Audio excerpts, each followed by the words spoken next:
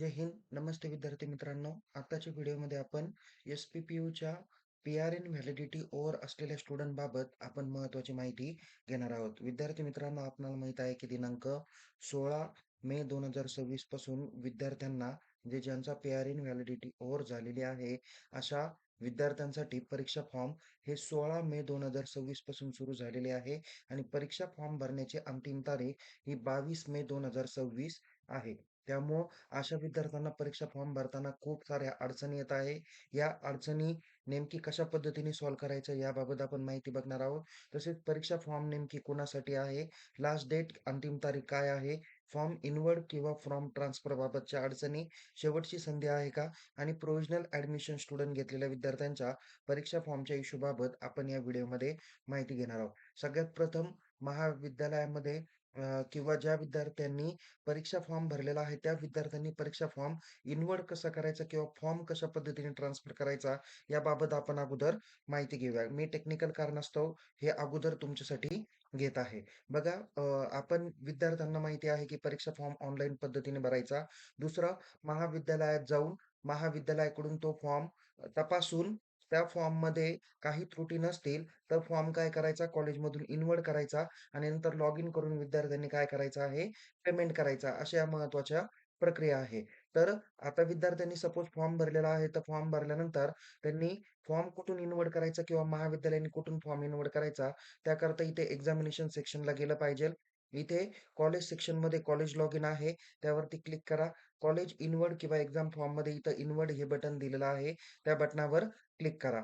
त्या बटनावर क्लिक केल्यानंतर इथे तुम्हाला एक्झाम फॉर्मच्या डेट्स दिसतील. ओके. या डेट जर का तुम्ही काळजीपूर्वक बघितल्या, तर या डेट तुम्हाला बघा इथं सुरू झालेले अभ्यासक्रम आणि त्याची अंतिम तारीख दाखवलेली आहे. आता इथं बघा, काही एम-कॉमचे पॅटर्न दाखवलेले आहे. एम-ए, बी-एस-सी, नंतर बी-ए, बी-कॉम, बी-एस-सी 2013, 2019 असे सगळे पॅटर्न दाखवलेले आहे आणि इथं अंतिम डेट दिलेली आहे 22 मे 2026 पर्यंत तुम्हाला फॉर्म काय करायचे आहे, भरून इन्व्हर्ट करायचे आहे. आता इथे कॉलेजला जर का गेलात, कॉलेज लॉगिनमध्ये ओके. जसं या पद्धतीने मी सांगितलं, इथं तुम्ही कॉलेज इनवर्ड म्हणजे आता हे महाविद्यालयाचं काम आहे म्हणून सांगतो.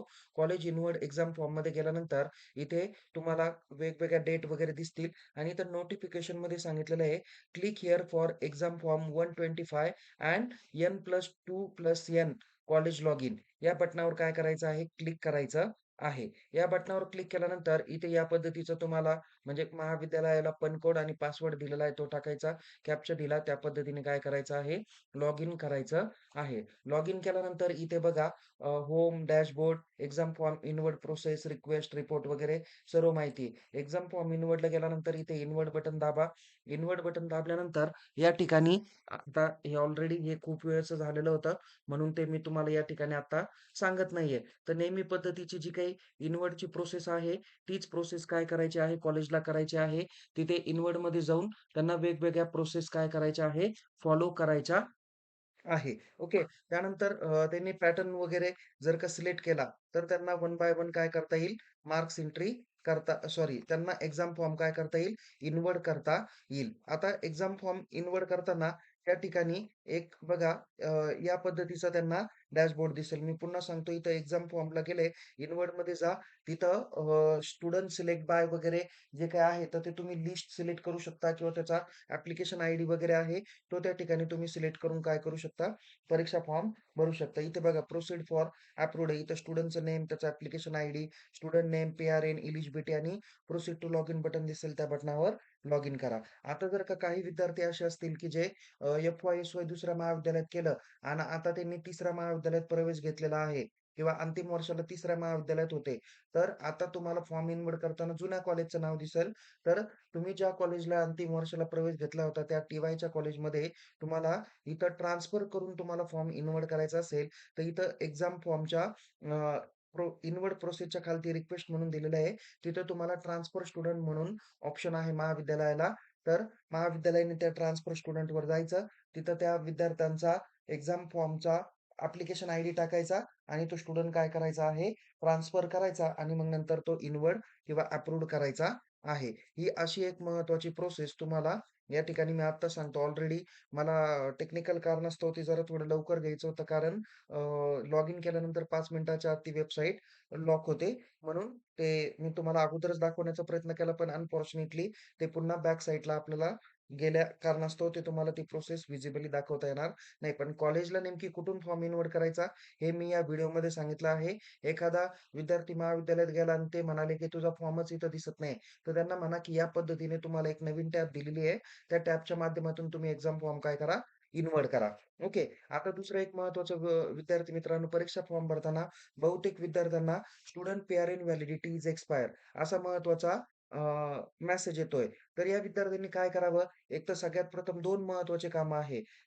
एक महत्त्वाचं आहे, की आपल्या महाविद्यालयातील परीक्षा विभागाला किंवा ॲडमिनिस्ट्रेटिव्ह ऑफिसरला कॉन्टॅक्ट करा किंवा ॲडमिनिस्ट्रेशन डिपार्टमेंटला कॉन्टॅक्ट करा.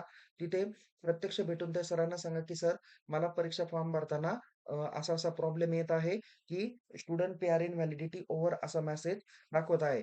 तर ते महाविद्यालय काय करेल, कॉलेजच्या वेब मेलवरून एक्झाम सपोर्टला मेल करेल.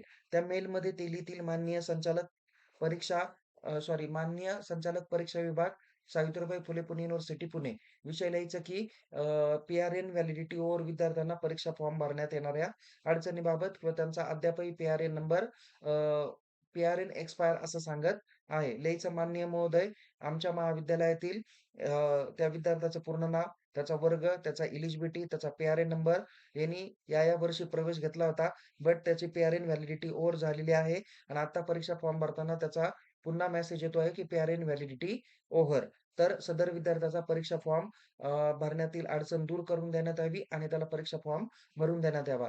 असा एक 4 ओळींचा मेसेज महाविद्यालयाच्या वेब मेलवरून एक्झाम सपोर्टला गेला पाहिजे. एक्झाम सपोर्ट सायंकाळपर्यंत मेसेज सर्व चेक करतात आणि रिप्लाय करेल. जर तो विद्यार्थी एलिजिबल असेल त्याला फॉर्म भरता येईल. जर तो विद्यार्थी एलिजिबल नसेल तर ते त्याला रिमार्क करतील. कॉन्टॅक्ट एस-एन-टी सेक्शन किंवा सांगून देतील, की "दीस स्टुडंट्स आर नॉट एलिजिबल" वगैरे, वगैरे काय असेल ते रिमार्क ते देतील. या गोष्टीला किमान 1 दिवस लागण्याची शक्यता आहे. दुसरा पर्याय सांगतो, की विद्यार्थ्यांनी महाविद्यालयाकडून एक लेटर घ्या.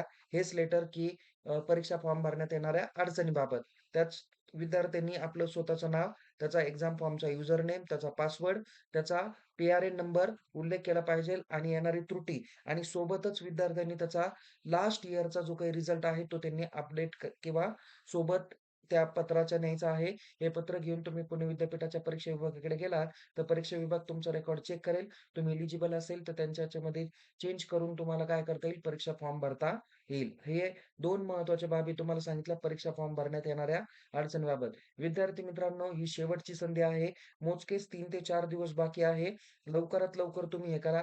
काही तुम्हाला महाविद्यालयातील संबंधित क्लार्क म्हणा किंवा कोणी म्हणतात, की तुझे फॉर्म चालू झाले नाही वगैरे, वगैरे काहीतरी ते सांगतात. ओके. किंवा अजूनही काहीतरी ते तुम्हाला रिप्लाय करतात. तर कृपया अशा भूलथापांना बळी पडू नका. कारण हा तुमचा आता शेवटची संधी आहे, हे कृपया लक्षात घ्या. कारण वारंवार विद्यार्थी मित्रांनो तुम्हाला विद्यापीठ पी-आर-एन अनब्लॉक करून देणार नाहीये. त्यामुळं महाविद्यालयाकडून लेटर घ्या. मलाही माहिती आहे, की नाशिकचा विद्यार्थी पुण्याला यायला त्याला किमान 7 ते 8 तास लागतात. पण नाईलाज आहे. कारण सगळं काम कॉलेजकडून होईल किंवा संबंधित जे काही टेक्निकल टीम तिथे विद्यापीठात काम करते आहे, ते समोरच्या 150 विद्यार्थ्यांना सामोरं जाईल.